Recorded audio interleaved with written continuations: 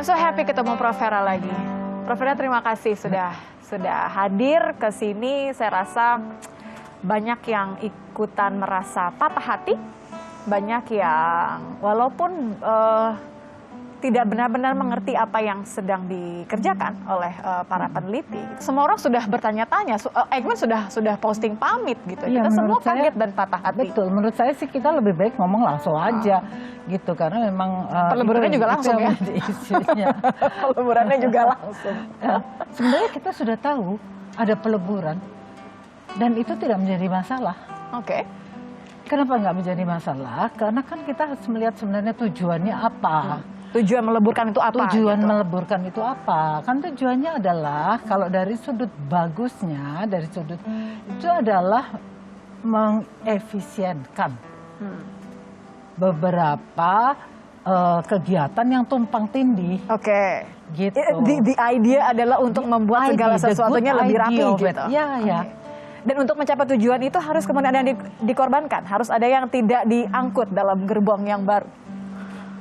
Itu sama sekali tidak ada perkiraan seperti itu. Oh, oke. That part that you didn't see it coming. Iya, ya. So we didn't see it coming. Kalau yang urusan bahwa yang terjadi sekarang ini itu agak berbeda dengan apa yang kita harapkan.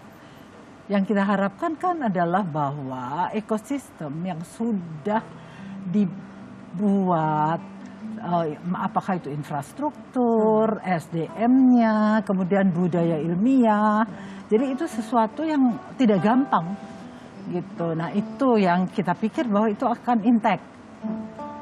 Hanya berbeda bendera saja gitu ya. Betul. Artinya nggak ada proses ngobrol itu ya? Kan biasanya kan kalau misalnya ini kan pasti dipanggil lah ngobrol-ngobrol. Ini rencananya begini, nanti kita nggak ada bagian itu? Ada juga. Ada? Ada. Apa yang dibicarakan kalau di bagian itu? Ya, yang dibicarakan adalah bahwa tadi peleburan tadi dan bagaimana kita akan memindahkan kegiatan tersebut ke Cibinong. Di bawah BRIN semuanya. Ya, nggak masalah itu di koordinat yang mengkoordinasi itu kan tidak menjadi masalah agensi manapun juga. Ya. Tetapi kemudian bahwa implementasi dilakukan secara cepat dan tidak memberi kesempatan kepada lembaga untuk menata diri, mempersiapkan, nah itu sebenarnya kuncinya. Gitu. Dan itu yang kemudian, disayangkan. Ya, dan kemudian juga memang kalau kita ini ya melihat kembali,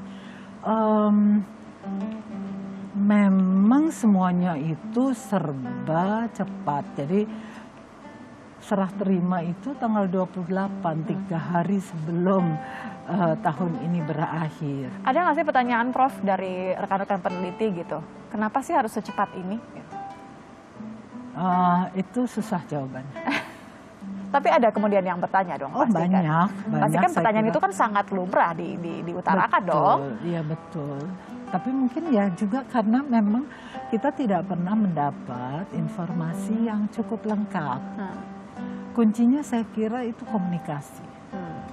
Gitu. Dan juga tidak memberi kesempatan ada disrupsi. Disrupsi seperti apa nih? Dalam kegiatannya, kan kita suatu lembaga yang pada saat ini tuh sedang aktif dan puncak dari yang paling top ya dalam sudut kegiatan. Ya. Kan kita sangat berperan dalam penanganan pandemik. Betul. Apakah itu dari deteksi? Ya, kita beberapa kali tuh ngobrolin di sini soal itu. Ya, betul. Yang apa-apa yang sudah kita lakukan itu. Dan apalagi sekarang ini adalah yang paling penting sebenarnya sekarang ini kan genomic surveillance. Ya. Gitu. Dan kemungkinan bahwa apakah itu ada gelombang ketiga atau pandemik ini kapan selesainya, itu sebenarnya prediksi itu bisa kita lihat dari sequence, dari bagaimana virus tersebut bermutasi. Dan itu yang dilakukan oleh itu yang dilakukan para oleh lembaga Eijkman yang membuat semua itu terkaget adalah bahwa per 31 Desember WASCOV, yaitu suatu tim yang memang berperan dalam deteksi SARS-CoV-2 itu minta diri. Pamit karena kegiatan kita akan diambil alih. Gitu. Nah di situ sebenarnya semua orang kemudian menjadi khawatir, kaget dan sebagainya, mempertanyakan ini ke macam-macam ya caranya. Dari semua orang yang terlibat berkontribusi di Eijkman, ada berapa orang yang kemudian disertakan ke BRIN gitu? Jadi struktur organisasi tersebut itu menerima peneliti maupun yang non peneliti ASN atau pegawai negeri, itu yang dimaksudkan. Nah, jadi kita justru kebanyakan adalah mereka-mereka yang tidak terikat dengan kepegawaian tersebut. Non-ASN.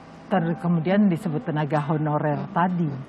Tetapi itu ini kan termasuk Prof Hera ya, artinya ya. Artinya saya tidak. sih ASN. Iya, maksudnya ada tidak kemudian ikut masuk ke itu pilihan. Oh, oke. Ya. Itu pilihan. Saya harus bertanya, kenapa Prof Hera memilih untuk tidak ikut di bawah BRIN? Salah satu ya kunci dari keberhasilan lembaga penelitian adalah independensi. Dan kemudian juga yang kita dambakan adalah bahwa ekosistem di mana peneliti yang saya maksud di sini adalah semuanya yang bekerja dalam penelitian. Ya, jadi bukan hanya yang S3 dan yang ASN gitu ya. Exactly. Saya tidak itu karena untuk publik mereka tidak akan membedakan antara kamu itu S3, S2, S1. Jadi kalau misalnya nggak S3 dan ASN nggak termasuk researcher gitu, nggak termasuk peneliti gitu ya. Sekarang definisinya yang kita ambil apa sih gitu kan? Ya, jadi itu gitu. Nah, saya pikir bahwa ekosistem ini akan tetap dijaga. Dalam arti apa? Kita itu dalam suatu tim penelitian, namanya tim ya, itu berarti ada anggotanya. Ya, ada tim ya. Siapa pemimpinnya? Jadi ada peneliti utama atau principal investigator. Dialah sebenarnya yang memiliki ide. Ya. Dia tuh menguasai dan mengetahui kapan direction dari kegiatan penelitian tersebut. Dia merespons terhadap perubahan-perubahan yang terjadi, gitu. Nah, di bawahnya itu ada yang namanya postdoc. Postdoc adalah seorang S3, lulusan S3, tetapi masih baru. Jadi begini, kalau kita